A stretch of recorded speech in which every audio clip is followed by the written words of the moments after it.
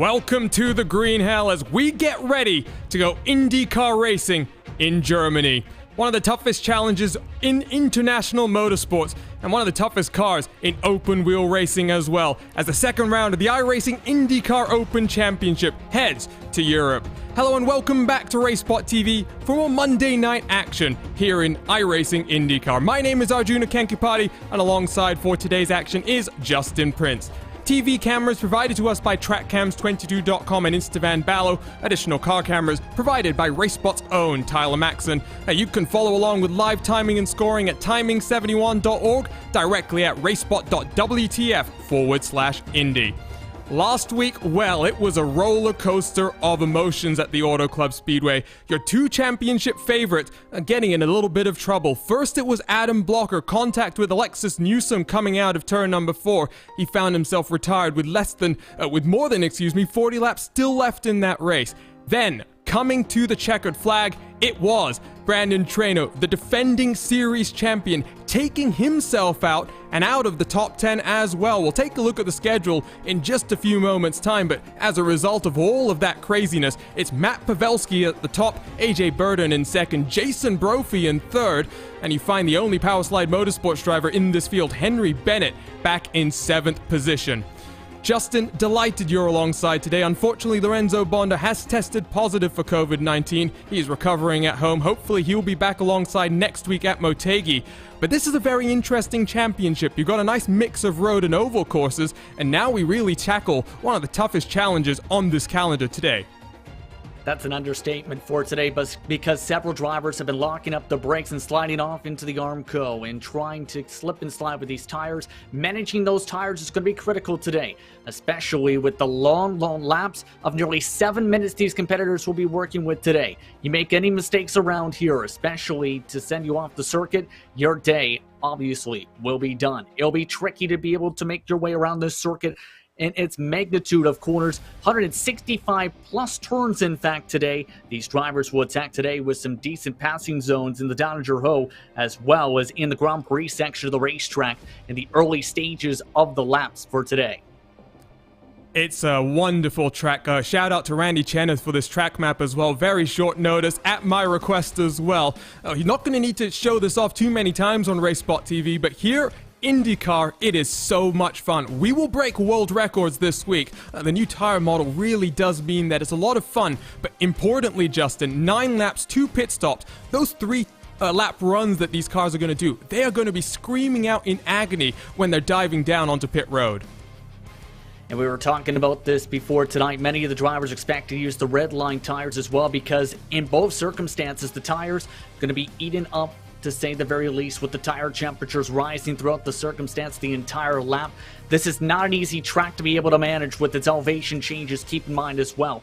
So for many drivers, that first half a lap is going to be pretty hectic, because at the start, many drivers are going to want to try and get track position before they get into the Nordschleife.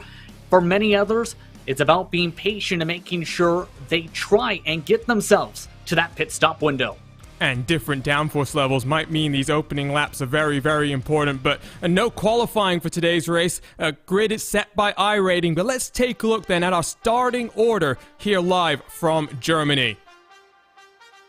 Adam Blocker will be on the pole position. Next to him, his teammate Henry Bennett in the British Racing Green Dallara IR18. Alpine Star geodesic racing driver Graham Saunders on the inside of row number 2. To his outside, Severi Seppa in the number 4 car.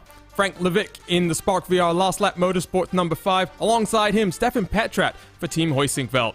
Adam State in 7th, Liam Quinn in 8th, Adam Crane in 9th, Michael de Turk on the edge of the top 10. Interesting field here. We've got 23 different cars getting ready to go racing. Andrew Marquez, John Whitendorf sharing row 6, Andrew Wood, Andrew Kinsella row 7, Brendan Lichtenberg, Richard Craig on row number 8, alongside Rob Unglenix, Sherwin van der Sloot, Jacob Oster, Christopher Mitrison, Michael Ruderbusch, Thomas Zurer, and then Alexander Van der Stent, the final car sneaking his way into top split. It's a very short run then down into the first corner here, and the cars get ready to go racing, Justin. Expectations here then for 9 laps at the Green Hell. I'm expecting a mix of endurance and craziness, to say the very least, because the runs on fresh tires are going to be crazy. You mentioned the downforce levels. That's going to have a major factor on how these drivers attack this racetrack early on. And this start is going to be pretty hectic. Many times going off into the first corner, there's been incidents in the past which have had circumstances for many of the drivers that have lasted for the entire race. It's going to be tricky, these first couple corners especially, once this green flag flies, to make sure you keep your car clean, as well as to try and get track position in some circumstances. And early drama. Looks like Frank Levick and Stefan Petrat don't make it to the grid. They'll be starting down on pit road. It'll be a very difficult opening stint for them then. At the front of your field then, Powerslide Motorsports 1 and 2. Last year, not necessarily the season they were hoping for. It was Brandon Traynor, the two-time Indy 500 champion, taking back that championship from Powerslide. Adam Blocker will be looking to secure some well-earned championship points here today before he kicks off his second full season in the IndyCar paddock. He brings us to the green flag in just a few moments' time here with 23 Dallara IR18s ready to go racing for 9 laps at the green hell. Good jump from Blocker. It's Graham Saunders already looking to try and get up into second position. Side by side, they work down into turn number 1. A couple of puffs of smoke as cars lock the brakes. I think a good start there as well from Adam Crane up a number of positions. At the front of your field, though, single file, Justin, as we work through this arena section. Yeah, great launch for these drivers. No major mistakes outside of the tire smoke and the lockups on the right front, in particular with the elevation changes there. As they come into this arena section, this is where some of the differences in speed can pop up for some of the drivers, especially with how deep they can get on the brakes. One car, I think, is sliding though in the backdrop. That's the 12 machine who was sent sliding.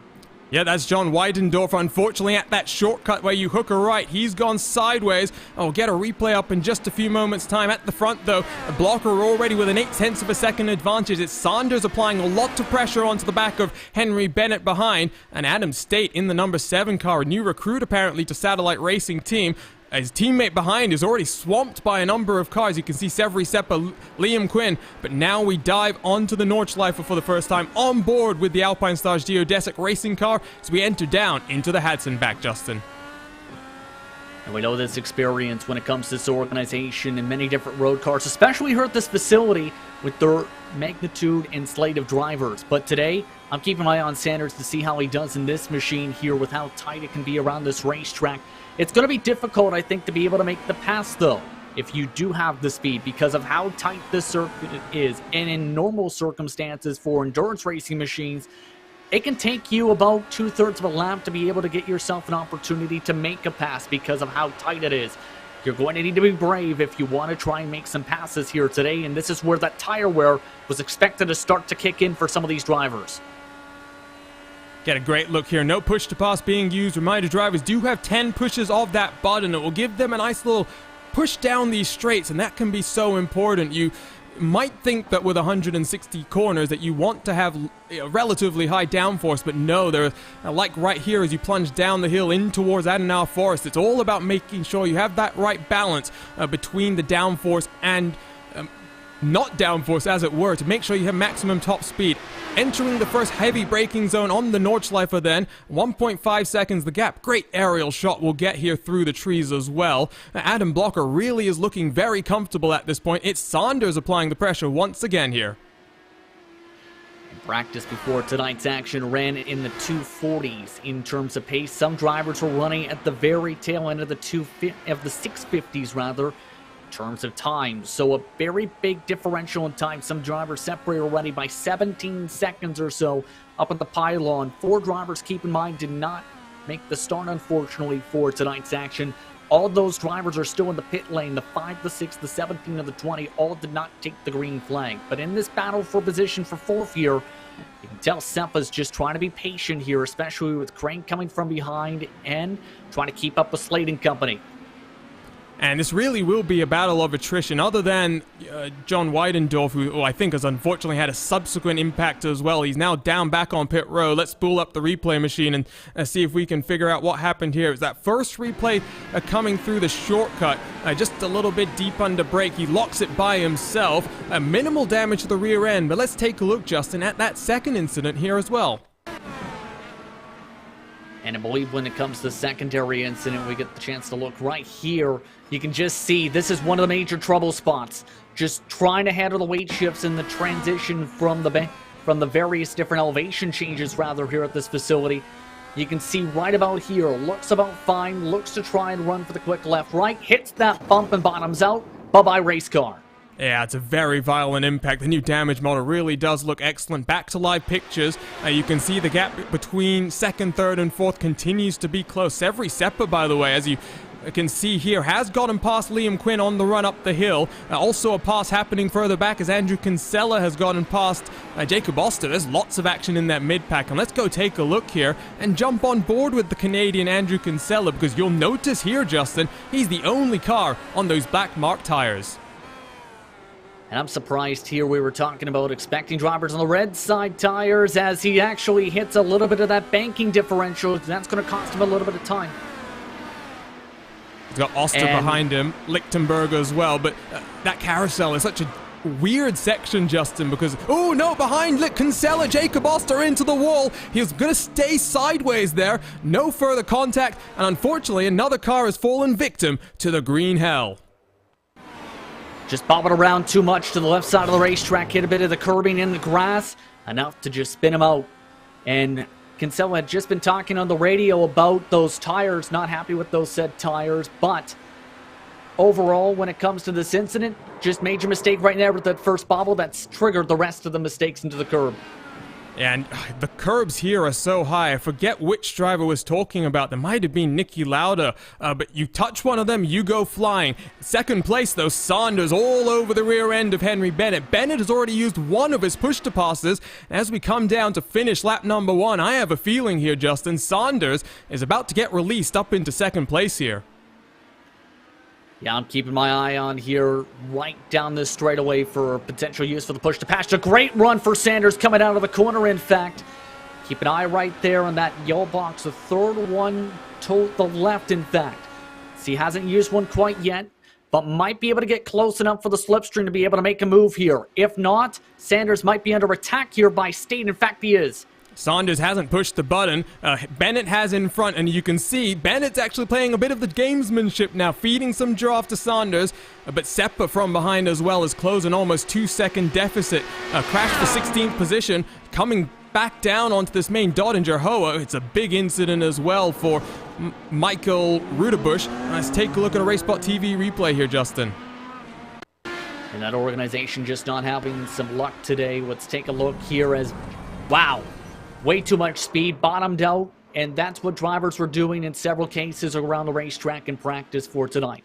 Just carrying too much speed, trying to turn it quickly, and just carrying themselves off to the grass. That was the circumstance there, it looks like there. But this train is now starting to form up for third on back. Keep in mind that the satellite racing machine has already used a couple push-to-passes on that first lap. Yeah, you can follow along with that right now on the left side of the screen. Blocker hasn't used a single one, might be saving them. I do wonder at this point, as you see State going wide, that's going to actually open the door here for Saunders to attempt the cut back down into the shortcut, helping Henry Bennett, who now has a 1.1 second advantage. That satellite racing machine very, very defensive as we ride on the shoulder of Severi Seppa. And one of the latest additions to the iRacing service, Justin, this head bobble. It really is wonderful to watch, and you get a really good indication as we go onto the Nordschleife, I think, from this camera view of just how bumpy the track is going to be. It adds to the realism of it, especially with the G-forces that you're carrying around the racetrack as well. So it's a great addition, I think, to be able to add that little extra bit of realism for the drivers as they run around the racetrack, and you watch the drivers as they work their way around said circuit. Keep in mind, a bobble right in front of them. Sanders kicked out a little bit to the left that time off the corner. And this is a confidence-building track. It's rather a track where you need to build the confidence to ensure you have the pace. That will hurt Saunders through the rest of this race. He needs to now get that out of his mind. Refocus in, Justin, because again, you are not going to get the perfect lap every single time here. It's just too long, too many corners, too many different variables as well. He's got to focus in. He's got a good run here. Can he get on the button? Still not yet as we climb up the hill in towards Flugplatz. If he's not got a button map to actually use this additional power, Justin, he really is going to struggle throughout this race.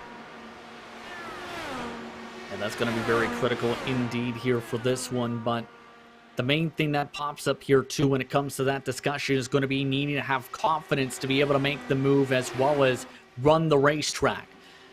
Because we talked about it before where it can cost you 2 to 3 seconds if you lose that confidence at any point during the run here. So it's going to be critical, now that the tires are really worked in here, to be able to properly keep that confidence, to be able to properly push yourself in the right stages of the race to be able to make passes. Right now, Sanders is doing a good job keeping toe-to-toe right now, in fact, for the spot.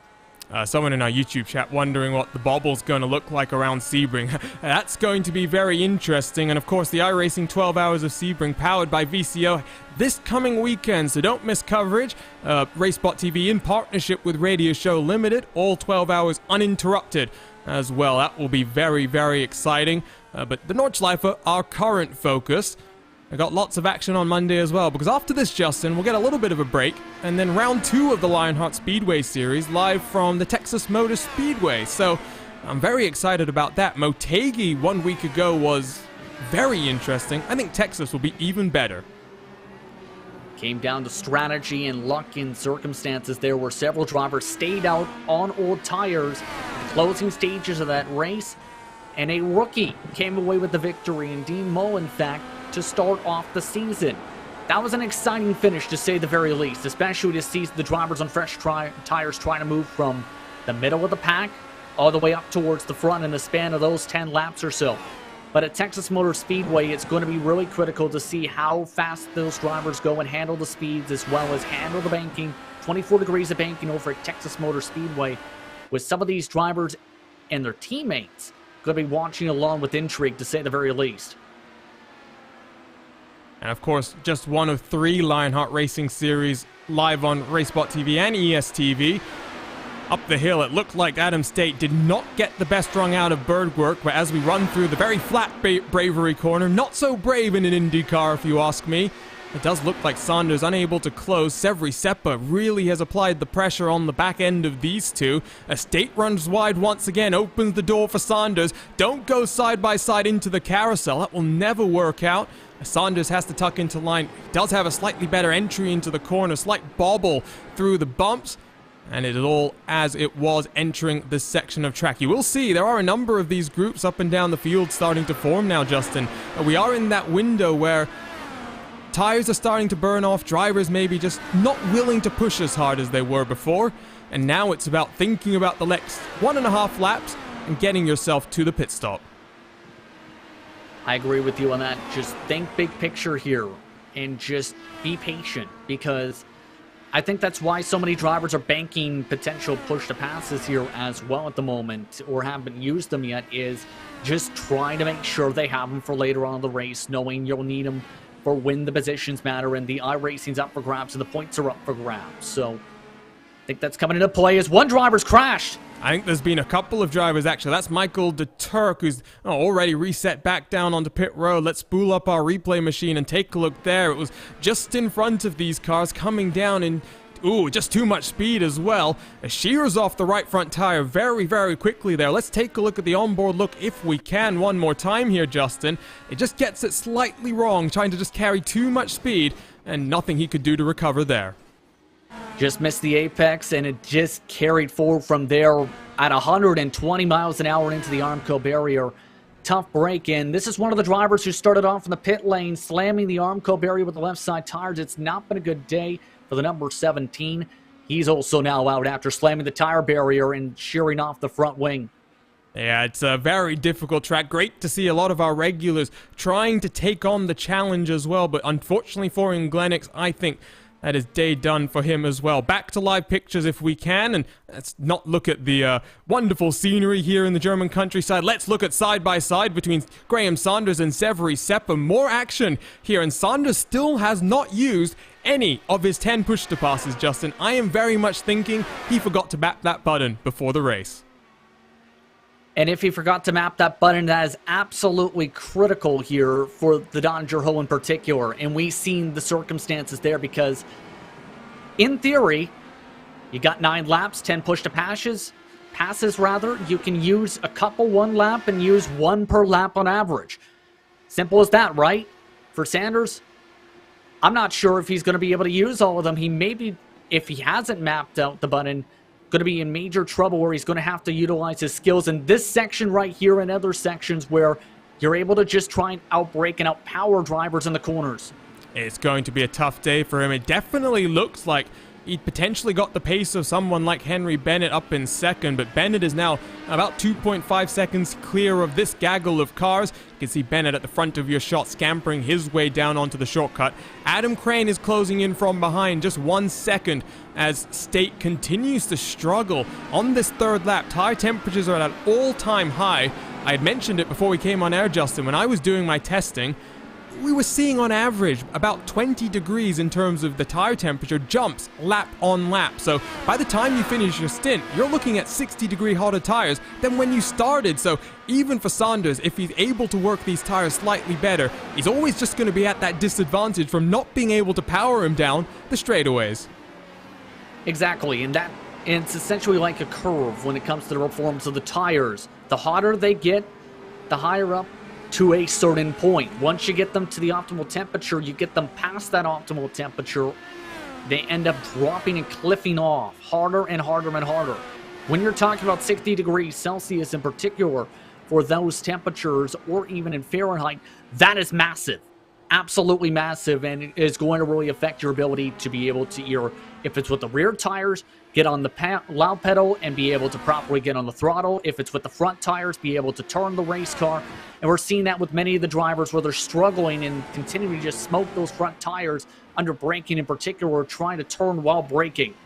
I think that's what's happening to Andrew Wood. He was slightly wide through that first left-hander on the Nordschleife, gave that position up to Van de Sant, and now Rashad Craig applies pressure from behind. Van de Sant, by the way, will be in action in the Lionheart Speedway Series, so he'll make the trip across the globe from the Nurburgring all the way to the Lone Star State. A very different type of a race. Excited to see how he'll get on. Checking back in with Severi Seppa. 1/10 separates him and State, and I do think that maybe Severi Seppa, not necessarily an IndyCar regular compared to some of the other names in this field, Justin, but you know, sometimes when these official series visit the Nürburgring, you do get the specialists jumping out. And I'm not saying Seppa is by any means someone who's only jumping in because this is a race at the Nordschleife. He does compete in these official IndyCar races as well. He definitely has a little bit of spring in his step, if you ask me. And takes a bit of trouble in front of them as into the grass goes the Satellite Racing Machine. And he has been struggling on those tires, and I just wonder if now he's going to let his teammate go through. Yes, he does. Does he have more damage as well? RaceSpotTV replay, Justin. Take a look at this one. And just a major mistake. Cook, the corner, was struggling on those red wall tires, missed the apex, and in turn just helped push into the grass, and in turn got left by the teammate. But a major mistake here, and just for Seppa, good reaction time to be able to keep an eye here. You can see already he was seeing some trouble having to back off the corner in the first place, and just able to take advantage. That moves State back all the way to 6th position. Yeah, cycles him back, and now with those tires that are screaming out, Adam Crane is 2.1 seconds, behind Saunders. These two have kind of broken away in that battle for the podium positions, but of course, pace will come and go through the course of the race. The one person who's got a lot of pace today is Adam Blocker. 13 seconds clear at the front of the field, and I've been trying not to say this, Justin, but I'm very disappointed I'm up here in the commentary booth because I really wish I was out there on track racing with Adam. This is such a fun combo, and Adam has basically just got a country drive right now to go through. 13.4 seconds is astounding in the span of a couple laps. Have to say that, especially for the Nordschleife. Normally you don't see this advantage until, say, in about 30, 40, 50 minutes into an endurance race minimum, maybe an hour plus, with some of the advantages depending on the teams. But for Adam Blocker, he's just been calm, confident, cool and collected, no mistakes, no major bobbles. Just has been hitting the marks consistently in the 645s. Great position right now to be able to earn some valuable points. Actually just earned another second in the span of that time. Speaking of drivers gaining time and having some problems, Let's take a look at someone who was one of your biggest movers. This is the Vandersloot, in fact, who hits the grass. Oh, and just gets a little bit low coming through the carousel. Let's see if we can jump on board with Vandersloot on the entry here. See what gear he's in. Down into first, that would make sense. You can see how bumpy it is, and it's just a little bit too low in the lane. You want to run slightly higher so you can avoid that weight transfer. Unfortunately, Justin, one more replay to take a look at. It's for Andrew Kinsella, the Canadian, the only driver on those black mark tires, starting to struggle pace-wise. And in that corner just before the carousel, runs wide, and oh no, into the wall. Day done then for the Canadian Kinsella. Significant hit to the Armco barrier, to say the very least, to launch off. At the very least, it's going to lose a ton of time. Currently is trying to make his way around the racetrack without the left front tire. That is going to be very difficult. Absolutely huge. Oh no, Justin, Adam Crane has had a big crash coming down into the Beloff S's as well. It's all kicking off at the end of these stints. Tires really are streaking out in agony. In fact, it's after the Beloff S's, just before the second carousel. I think Liam Quinn had a very close escape there. We'll spool up the replay one more time, Justin, and let's take a look at what happened here. And it's nearly identical to what I've seen in practice for some of the drivers. Just locking up the brakes, trying to turn it, carrying a lot of speed, thinking it's going to stick compared to the last time. With the temperatures, it was not going to stick. Huge slam into the wall for Crane. Just avoiding it of the cars right behind. And that, in turn, has triggered the pit stop window for the leaders as they have now started to make their way towards that lane. Well, Adam Blocker has. Matrician, meanwhile, who is decent in practice, having an air spin. Yeah, he said this was one of the best car and track combos on the iRacing service. He's right. Unfortunately, finds himself facing the wrong way at the second carousel. Blocker into the box for the first time today. He sped the last time the iRacing Championship came here about a year ago. No issues this time. Up on the jacks he goes. How long is that stop going to be? I don't have an official time up here on my timing screen, Justin, but that looked like a very quick stop indeed. About 8.9 seconds, in fact, for Adam Blocker. Everybody as expected coming into the lane here. Some drivers taking 9.3 seconds for Henry Bennett, 9.7 for Seppa. Sanders taking a 10.2, in fact, in terms of their estimates for the totals, 9.7 for State. Oh no, and you can see at the end of the start-finish line, sorry Justin, looks like Mitchison has had another big issue, or someone has spun around on the entry to pit lane. You can see very busy as cars exit off of pit road. Now let's see if we can get that replay as Saunders works his way through the arena. Cold tires for these cars as well, but who was that, Justin? This is Mitchison coming down in towards Tiergarten, and I do think it's the number 20 car that's going to blow up in smoke here. Yeah, just bobble back and forth, trying to make it to the final pit straight to be able to get fresh tires. That is going to really be a confidence deflator after the run he had been having, and already a lap down. A hard hit to the Armco barrier. Day is done for the number 20 as a result. To say the very least, a bit of frustration was starting to boil over there towards Adam the Blocker, end. Justin, sorry to cut you off, but one of your championship contenders has had a huge issue. I'm not sure how much damage is on the front of this car, Justin, but clearly, whatever has happened is significant. It's towards the back end as Adam Blocker hit those high curves we were talking about, Arjuna, earlier on today. That was just going out of the Grand Prix section of the racetrack, where he's going to clip the left side tires. You see right there, that's enough to send him sliding. First mistake for Blocker all day, and it costs him at least 10 seconds. The good news here, though, Justin, is rear wing damage is going to be much less significant in terms of the balance of the car compared to the front wing, because at least you'll have turn-in. He might not necessarily have stability at the back, but he will at least have the confidence that the car is going to turn the way he wants. Let's jump on board for a little bit here as a Blocker comes down into Arenberg. Car is looking very, very wild. Not the composed car you usually see from the three-time Lionheart IndyCar champion. It's actually lost a bit of time, already about a second since the incident to Henry Bennett.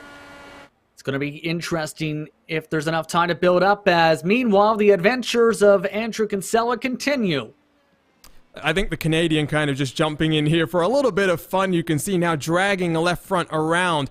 the track. We'll take a look at this replay, already with damage coming down into the shortcut. So I'm not sure if this has happened before, but I think the Canadian maybe just trying to see what he can do. Saunders, by the way, Justin, is up into third position now, and these guys only 3 seconds behind Henry Bennett. I do wonder, Saunders and Seppa, they looked quick. Can they reel in Henry Bennett up front? I think they spent a bit too much time battling a little bit and lost time in that pit stop sequence by about a second plus. That was absolutely huge to be able to keep up. So there is a chance on raw pace is going to be the big question now that Sanders has a bit of clean air. It's the matter of, can he get his marks hit properly to close up 3 seconds? I think there's a chance. It's just a matter of those pit stops that can be very crucial, especially with the time lost for Sanders, 10.2, remember, in the stall. And he's still not used a single push to pass either. On board with Seppa, you can see third number from the left. That's the push to passes left in this race. 6 uses of the button still left for the Finnish driver. And they run 1, 2, 3, 4 in I-rating order as well. The order they started the race in. I don't think Seppa Saunders will be content to leave this one as it is. Out of the 23 starters then, we had about 4, Justin, that didn't take to the green flag. And out of the rest of the field, we've got how many retirements, you say? 1, 2, 3, 4, 5. So the Green Hell, it really is living up to its moniker. Should we note worthy that Kinsella did park his machine. He did miss the pit lane without that front tire, by the way, the 14. So add another driver to that total. Right now, we are upwards of that towards 8 drivers now, give or take, who are off the circuit with trouble, which is what I kind of was expecting, Arjuna, with the trouble with this racetrack because, well, it is the Nurburgring. And we've seen that throughout the race where drivers have been bitten by mistakes throughout the day so far. Interestingly, Adam Blocker has managed to build up the buffer to about 1.3 seconds so far on this lap. 9.4, working our way through the fun part of the Nordschleife, as I affectionately call it. Someone in our YouTube chat saying that IndyCar is on the Nordschleife. Well, yes. The great thing about the iRacing service, Justin, is not only is everyday race day, but you can do things like this. And the last time IndyCar came here, which was about 12 months ago, we had record-breaking participation. It was the second most popular week that we had all season. You know the only race week that was more popular? A certain track called the Indianapolis Motor Speedway. And I think it's because of just the challenge and uniqueness of this combination that draws people in. Despite its significant challenges and difficulty, if you can figure out this racetrack, you can figure out any major road course, in my opinion, because of the amount of effort it takes to get around this racetrack, to say the very least. And we were talking about this as well. Keep in mind, the tires have changed since then as well. A lot different in how you can drive this track as well as a result. That's right, the new tire model really is a lot of fun, and of course, remember, I'm saying iRacing, every day is race day on the iRacing service. You can jump online, iRacing.com, to start your own iRacing career, get in on some of this fun. Second, third, and fourth, now separated by just 2 seconds. Henry Bennett has struggled at the closing stages of this lap, Justin. Graham Saunders has found the button, as you can see on the left-hand side of your screen. He's really chasing down that second-place car. And we were expecting him to potentially get in towards that draft once he got in clean space. Exactly what he's doing right now. Seppa's just trying to add on to this push-to-pass button train, essentially, here. So I think for Sanders, it's about, if you want to try and have a shot at Blocker, you need to be able to make the pass this upcoming lap, because at this point, he's got the pace, especially with the troubles with Blocker. It's the matter of, can they get there, and will Blocker make an error mistake with that back end? Well, we'll switch the left side of your screen back to the gaps as well. You can see on that Dottinger Hoa, gap back down to 8 seconds, so I wonder if top speed damage for Adam Blocker, Justin, may be still able to work his way through the infield relatively easily, but that will mean the first half of the Nordschleife a little bit more power is required. You got more straights. That second half is when it's twistier and turnier, and maybe we'll see the gap come down in the first segment, and then on the back half of the lap, Blocker might start to open it up a little bit. He just needs to get to the pit stop window. 1.5 laps basically for him. He'll get some minor repairs as well. Yeah, that's going to be interesting how things are going to fare out now. He does have the advantage to try and get the repairs Blocker does, if he elects to do so with the cushion. And trouble for Blocker, he slipped again!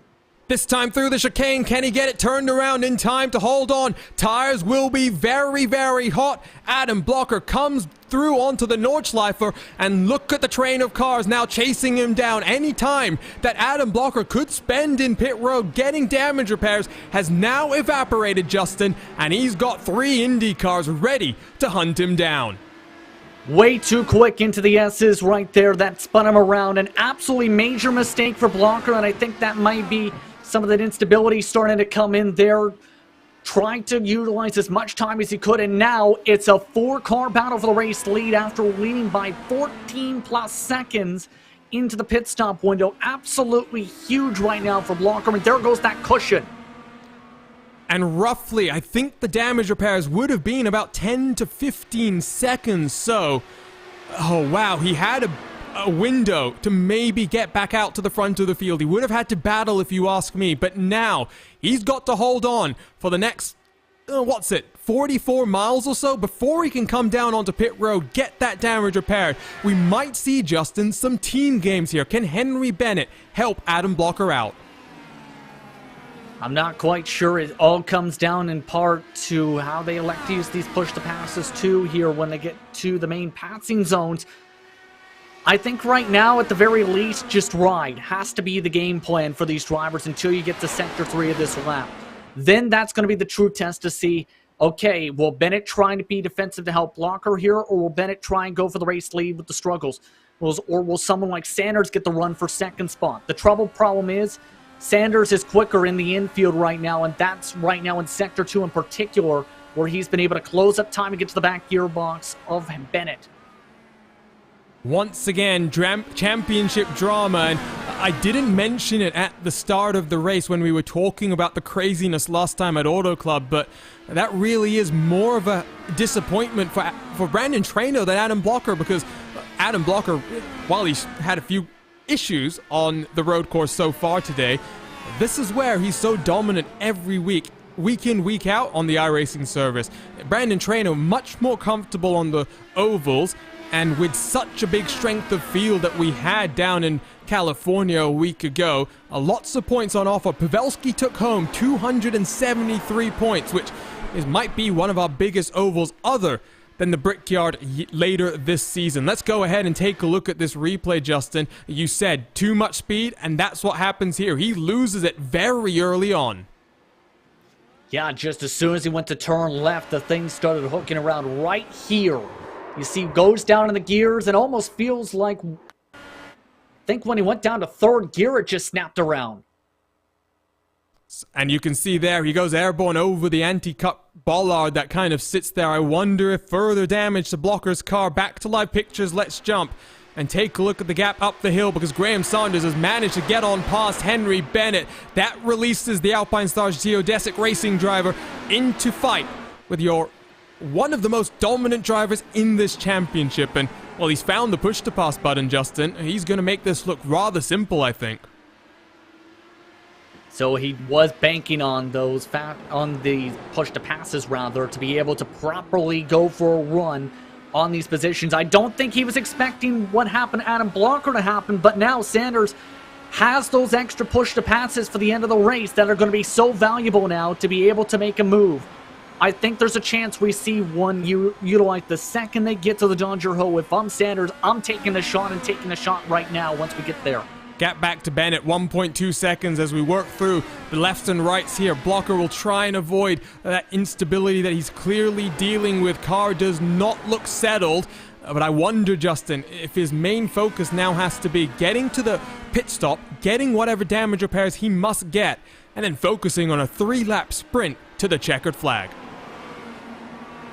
And it's going to be intense, keep in mind now, because before we were talking about Blocker having a nice Sunday drive of sorts. Well, the pressure's gone on and up, to say the very least. Meanwhile, by the way, Andrew Wood, bit of trouble clipping the curbing coming out of the carousel into the Armco barrier, loses a couple positions. Now the last car in the lead lap. Not ideal for Wood. He was not feeling so confident coming into the race, but as always, great to see him out on track through the Beloff S's. They come then for the 5th time in today's race.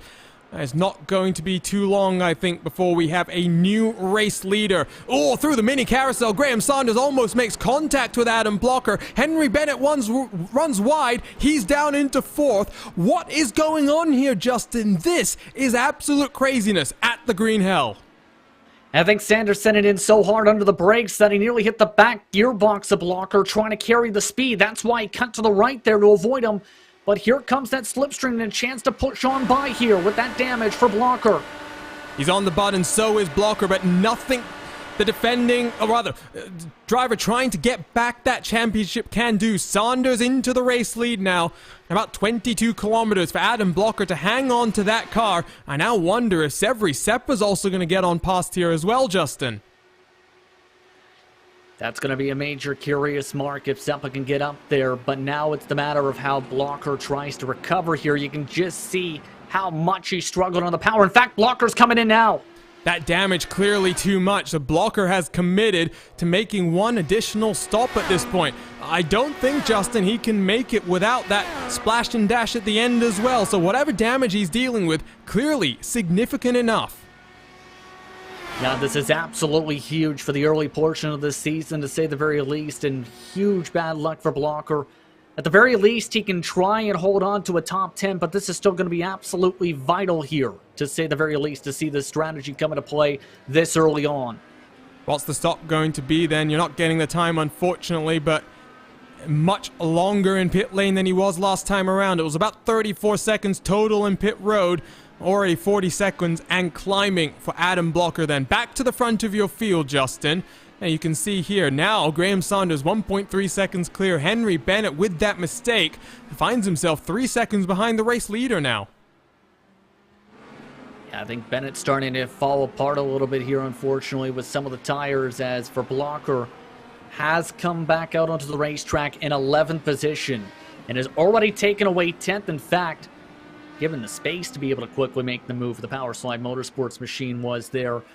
So right now it's just recovery mode. How far can Blocker get? Well, to say the very least, the farthest probably is maybe at the most, maybe a top 7. It's going to be tough, but it's still something to keep an eye on to see how much Blocker can try and recover here. And clearly, Justin, he felt forced to come down onto pit road. I was really thinking when we saw that incident through this chicane up here at the top of the hill, it did not necessarily look like a healthy car. Whatever Blocker was feeling, he did not feel confident in wrangling that car one more lap around the ring.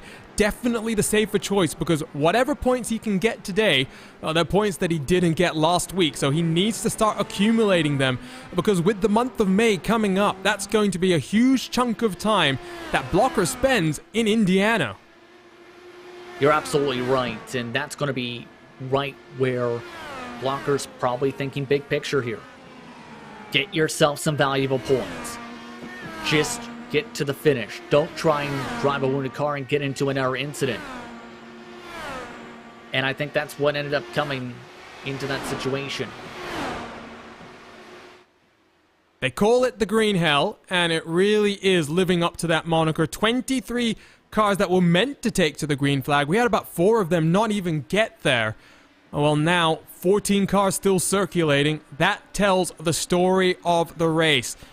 There'll be lots more opportunities for drivers to come and test themselves here at this track, but of course, it is obviously not necessarily the most European time-friendly kind of a race here, Justin, because we're about 2 a.m. in the morning for most Europeans, so I'm sure we'll see some more action from them. Ooh, who's that? That's Andrew Marquez from 7th position. One more retirement then from this race. He's wedged into the tire barrier.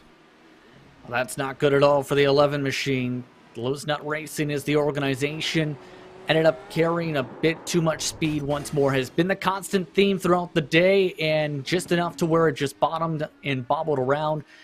and made it worse by pushing it forward into that nose, and I think finally got it loose. But the problem is, going to have to make their way around the racetrack without a front wing. I think Liam Quinn as well has now fallen afoul. Is this through Adenauer Force as well? Ooh, that's where that prior bodywork was hanging when Marquez came on through. Quinn is going to spin himself around. He's found himself tucked back down on pit road as well. That damage again, a terminal for that car. Stefan Petrat as well has had an incident. We'll jump back to live pictures as soon as we can. Here is this incident, and it's with Henry Bennett, Justin. And Bennett was not happy on the radio, to say the very least, for a good half a lap with the Team Hoisingfeld machine because of that lap traffic wanting to try and pass on by. And I think that's where it all boiled down to. Try to give space to let them on pass and ended up getting to a spot where you don't want to necessarily be side by side. Thought they were a little bit closer than thought. That bobble on the outside line was enough to kick him out. Right here, you see a bit of the sweep. Thinking they were going to make contact, trying to maybe leave a touch bit more space on the bobble, and that's enough to send him hard into the Armco. Well, I can understand Stefan's frustrations to some extent, but I would contend here, Justin. He was already a lap down at that point, and while Bennett might have been struggling, he was only about 3 seconds behind the race leaders, and so we say blue flags are informational only on the iRacing service. I think Bennett's frustrations might be well borne out there. Yep, I agree with that. You'd never want to race a lap car in that circumstance, especially here, and it cost Bennett about 3-4 seconds as a result to Seppa as a result. So, of course, you're going to be frustrated in that situation. So, for now, can Bennett close back up the gap to Seppa 4 seconds or so up the road is the big question. I'm loving this head check. We mentioned it once already, but through the Beloff S's, you can see that head bobbles left and right as you find yourself braking at the end of the graffiti here. Saunders down a couple of gears, a couple more gears at the further graffiti as well. iRacing, Justin, have really taken the last 12 months as an opportunity to continue evolving, and while this head shake is only so far on the Dallara open wheel cars, I'm sure when it comes to more and more cars, we'll see more and more little things like this that really flesh out the full package, because iRacing, it looks phenomenal when we get to sit here and just talk about it up in the booth. It's been getting better and better and better as time has gone on, especially with the different things they've been able to add, such as the exposure for the camera sights, for many different drivers, the ability to really race all types of different cars and try different combinations, like dirt machines. Like, there's so much that you end up having that you can do now. Sorry, Justin, Adam Blocker has crashed again. Is this going to be end of day for the Ilmore engineer? Let's see what happens. It's not been a fun day for him at all. It's coming down into the second carousel. A little bit of curb. A little bit too much speed there. He was never really in the groove at all. Fortunately, they doesn't actually take damage. And I was a little bit concerned there, Justin, but I wonder now if Blocker will just take the next 3 or 4 laps and take it much easier as well. At this point, I think that has to be the plan here. And here's the interesting thing. We were talking about expecting drivers to pit every 3 laps. Sanders stretched it. So I'm wondering if there's the thought process for Blocker, okay, maybe I can stretch it to 4 if that's the circumstance here with Sanders trying to go this extra lap. Well, I'm more curious about his tires at this point, Justin. They must be just really, really worn down. Sanders, the only car, if you're curious, to try this out so far. No one else has gone 4 laps. Now, let's see how it works. I'm not convinced Blocker is necessarily going to do it, at least given the pace that he's trying to push around the track. But Seppa and Bennett are out of pit lane. 3 seconds separates them. The question now, what does Graham Saunders do in terms of lap time this time, Justin? How much does he struggle on these older tires? And the thing I'm noticing already is the gap at the moment is just about the same interval as the pit lane already. About 34.1 seconds the separation amongst those drivers between Sanders and Seppa. So this is a major gamble here to have a lighter race car for the closing stages, and here's the reason I think that at least he's trying it here, despite really dealing with the major tire wear, is going to have a lighter race car, be able to carry a lot more speed in the closing stages, as well as not have to run as long on those said tires for the closing stages. It's going to be a tough strategy, and it's the matter of, can he make it work? We'll have to wait and see at the end of the lap. Already the interval estimate sees them near dead on with Seppa. Interesting call, and of course, cold tires for Seppa, so he's going to take at least the GP circuit before those tires come up to some semblance of temperature and pressure. It might be at this point on the plunge down in towards Adenauer Forest before he really starts to feel those tires in the optimal range. Interesting, by the way, I think Sherwin van der Sloot has unfortunately copped a speeding penalty. He's still on pit road and has dropped down into 10th position. 23 starters, Justin. Looks like, with Andrew Marquez stationary in pit road, just 10 of them still circulating in these last 3 laps. I think for van der Sloot, actual technical issues, in fact, for him, that's going to be very unfortunate. Was your biggest mover, I believe, in the race outside of Van der Sant in this one. So tough break for the number 18 machine. At the very best, could finish as high as 12th possibly now as a result. But to get back to the discussion with Sanders here, he's already lost himself about nearly a full second in interval. So the tires are struggling. And keep in mind, you can tell with how he's carrying the throttle, I think he's trying to save gas here to make sure he can make the end of this lap. So there's 2 things at play here, Justin. One is the time he loses in terms of fuel saving, but the second factor is he'll need 1 less lap of fuel, and in a car as fuel thirsty as this, and in a lap where you spend as much time full throttle as we do, you're looking at anywhere from between 15 to 19 liters per lap. We've got a 70-liter fuel tank, and you can hear on the entry into Bergwerk, Sanders is doing that fuel saving. I'm not sure I agree with that decision. This is a crucial run all the way up the hill. Sanders has slowed his momentum. The gap now is 31 seconds, Justin. It's come in about 2.5 seconds since the start of the lap so far.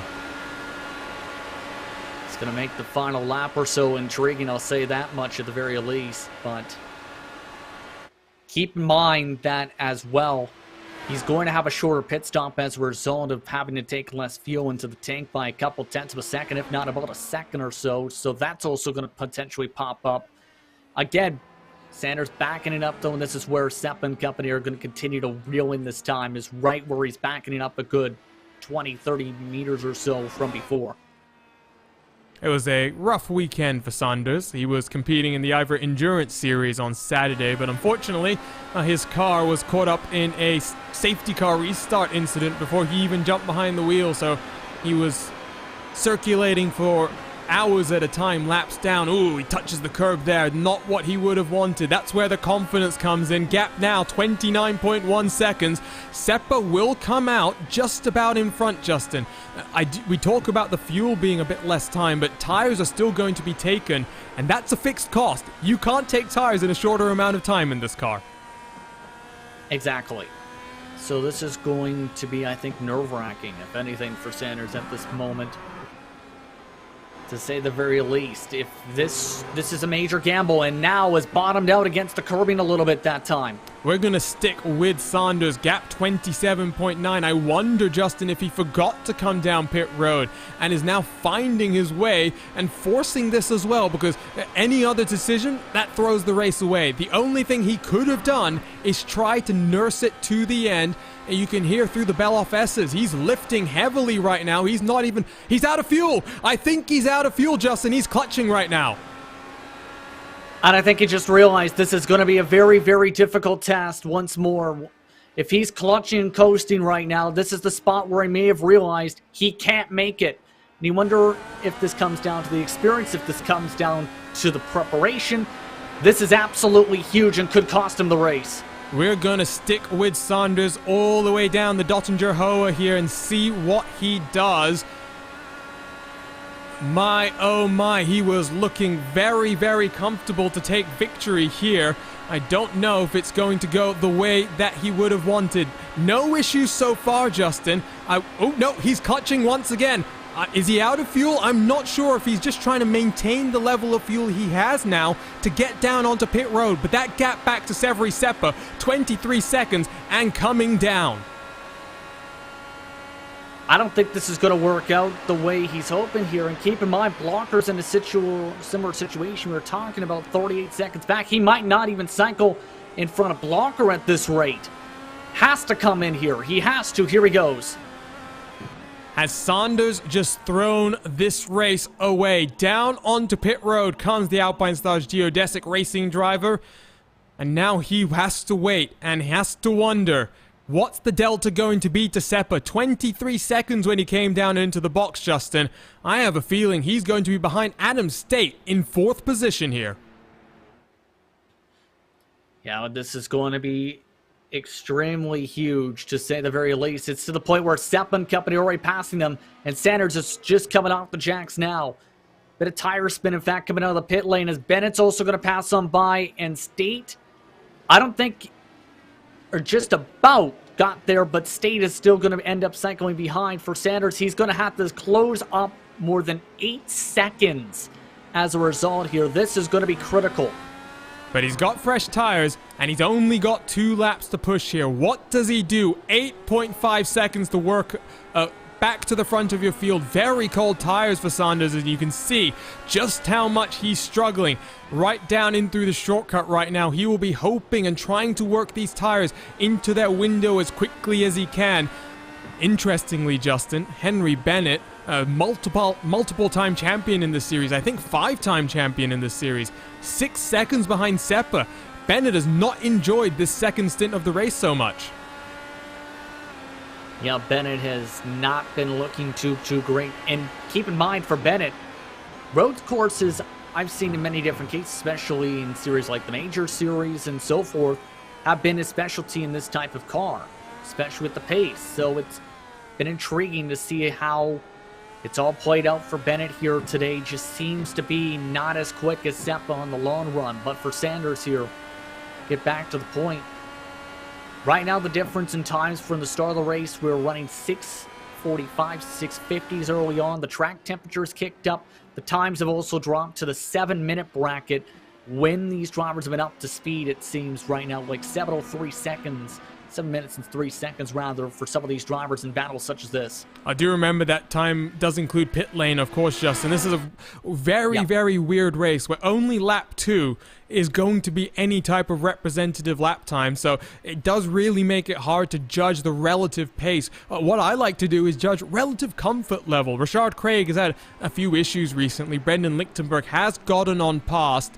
I think we've got some RaceSpot TV replays to take a look at here, Justin. First up, it's Liam Quinn, who I think tried to get back out onto track with that damage being repaired. Coming down through the left-hand braking zone here, just like Adam Blocker, hooks that curb. And fortunately for him, he doesn't hit the wall. Good save to keep it out of the wall, but it took some time to be able to turn back around. Lost a bit of time as a result there. Unfortunate for Liam Quinn, but to get back to the point with Sanders, it's closed up a little bit here. Now under 8 seconds is that gap. And this is going to be where the fun begins for the final lap, I think, for Sanders. I don't think he can get to Seppa, but at the very least, he can get to Bennett.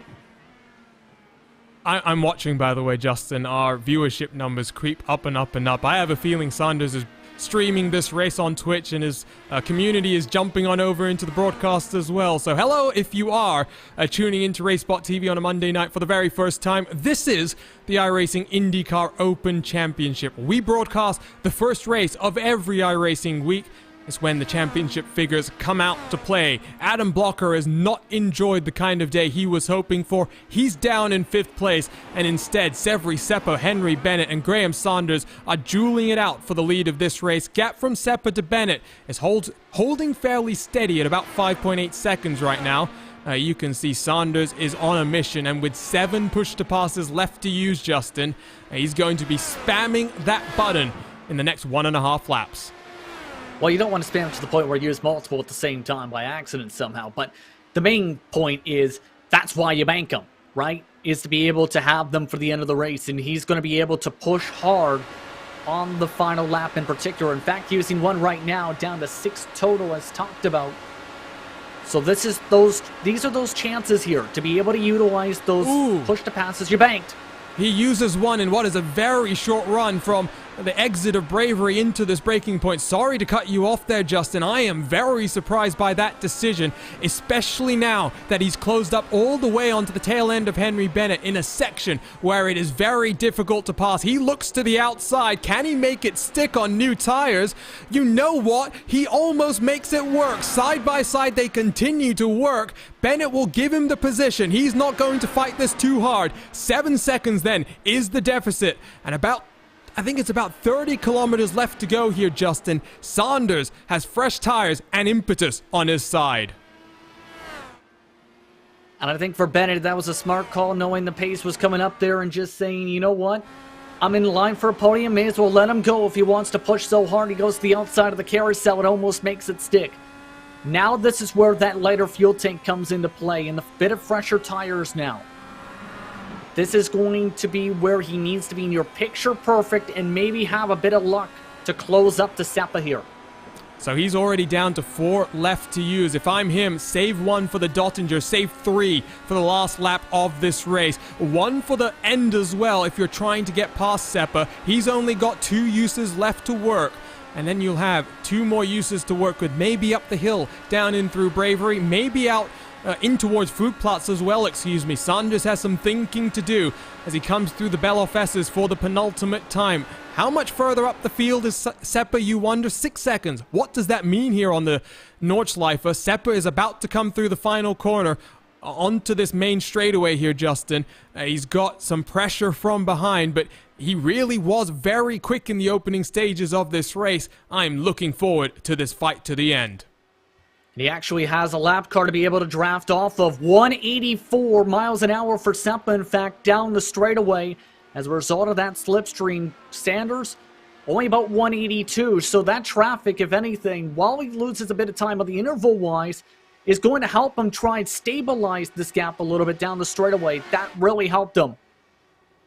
And this is an open setup competition. That means drivers may have different downforce levels, and at a track like this where you need to balance the number of corners that you have as well as the long straights that you have between the corners, how trimmed out are either of these cars? Got myself twisted over my words. Adam Blocker stuck behind Adam State with the white flag in the air, Justin. Does he come down onto pit road? I have to see if he's going to be able to try and stretch. We've seen how much had to be saved before, though, for Sanders. For Blocker, this is going to be where, at the very least, the highest he now can get to fourth, rather. Well, if he ends...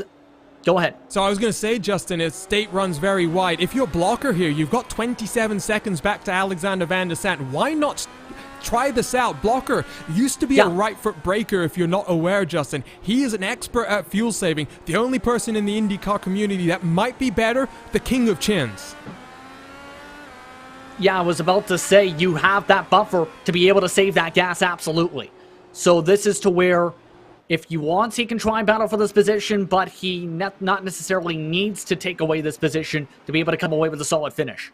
State is very much struggling on his tires. Blocker, oh, there's contact between them. That's going to cost Blocker big time. Big damage to the front of State's car, and I think Blocker has front wing damage as well here, Justin. And the front wing, in fact, is to the point where the nose is dragging on the racetrack and nearly sheared off completely. Huge mistake in that circumstance on the final lap. I think Blocker just wasn't expecting maybe the braking difference. I'm not quite sure. Just a little bit more speed got into the back end of State's car. That is a shame, and I think you're right. It was just not expecting how much State was going to struggle in that situation. Second Satellite Racing driver then retires from the race. Gap out front, 3.7 seconds as Saunders climbs the hill up into Flugplatz. Flat out he will go. No uses of the button just yet, Justin. And look at the speed that he's got as he rounds the hill. Now he gets on the button, trying to close that gap to Seppa. Only 2 more, and we've seen how we utilized a couple of them at the same time before. So this is going to be where, I think at the very least, save 1 for the next sector, save 1 for the final stretch. because it's going to be close, but it's not impossible to get up to Seppa right now with this pace. He'll have that same lapped car to maybe use for traffic. The question is, when will he catch him?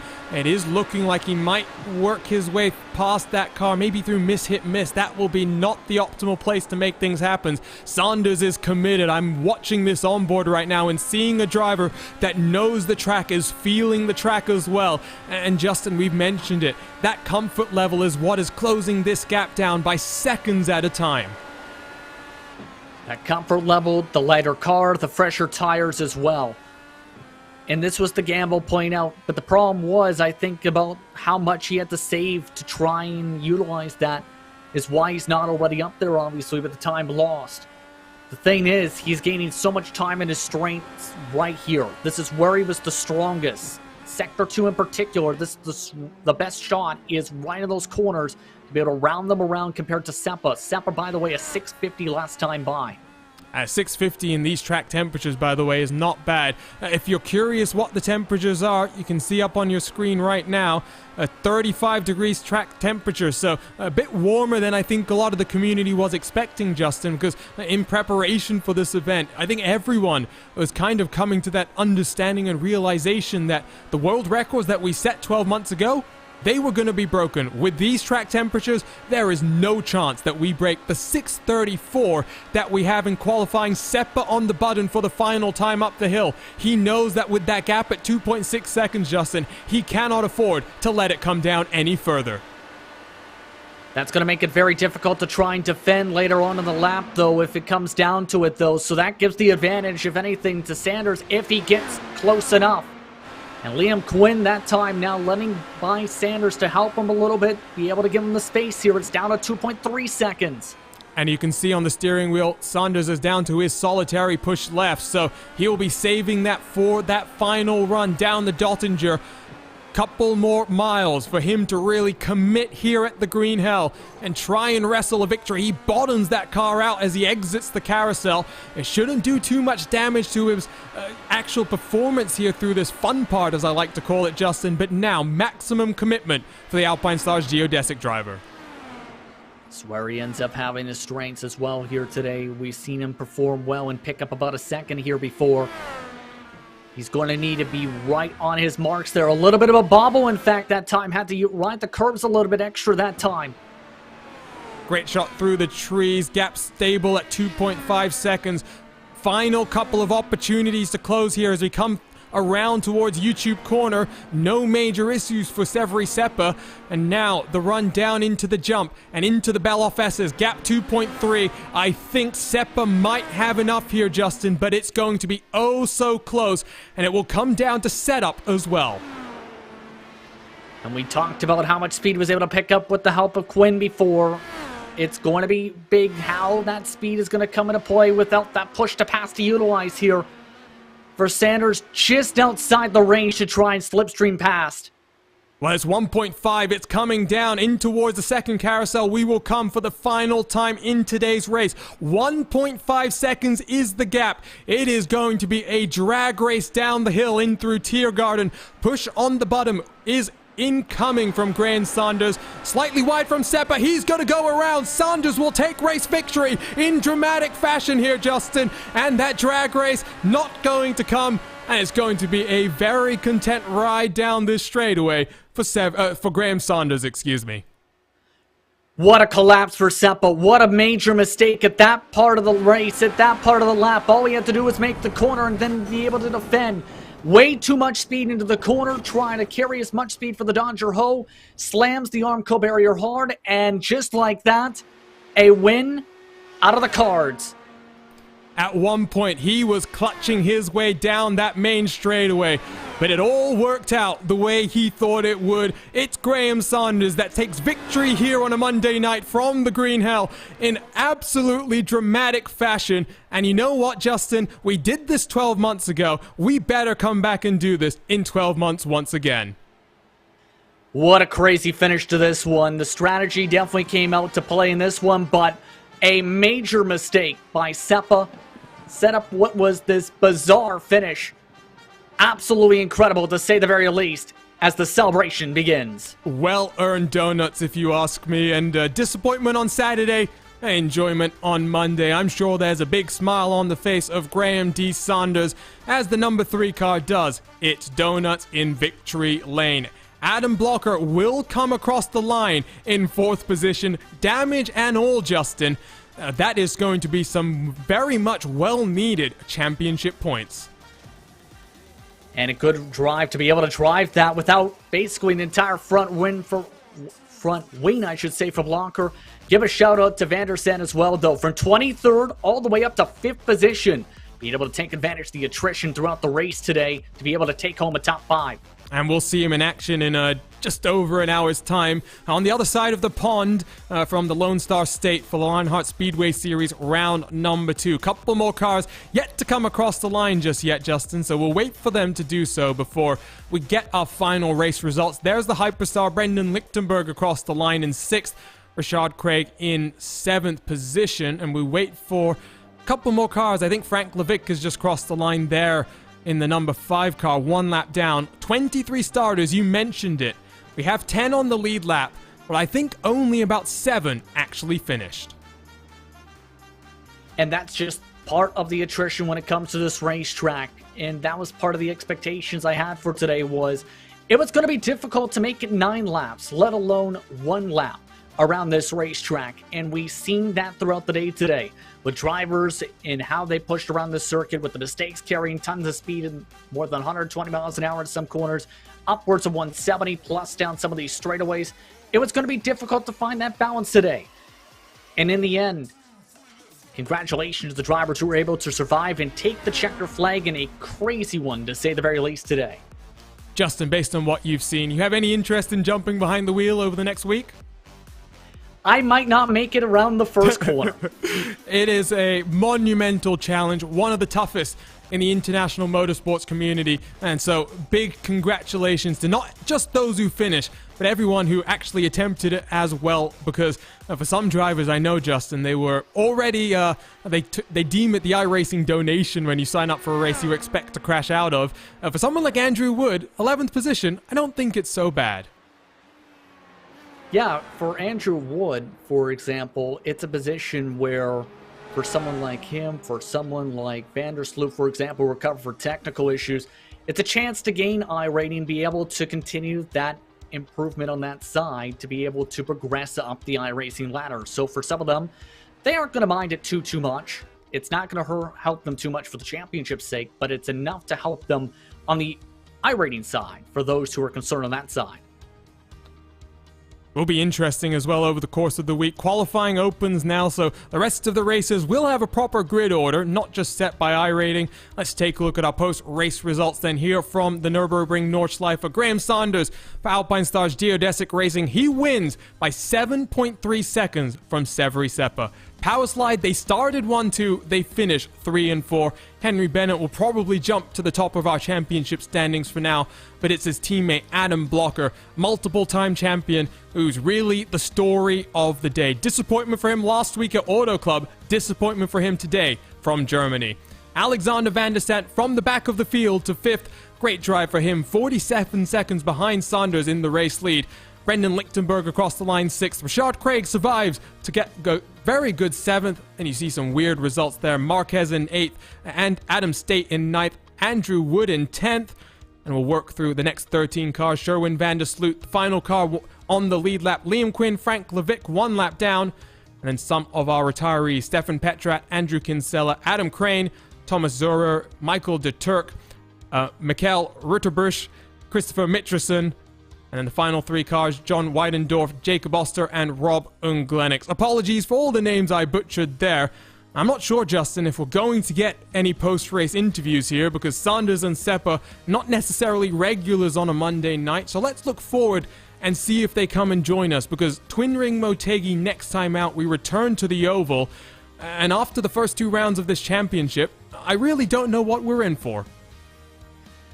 Yeah, it's going to be interesting to say the very least, and keep in mind some of these drivers with Long Beach is going to be having a star next to the Lionheart race coming up on that side in preparation for that race, to be able to see how their setups wind out on Lionheart in turn to help with the official side of things and vice versa. It's also going to be intriguing, I think, later down on the calendar. Tracks like Belle Isle, like Indianapolis, with the multiple different dates coming up. With Atlanta Motor Speedway in particular, I'm curious how the drivers react in the bumpy surface of Atlanta, especially known for its tire wear in the Cup cars in particular.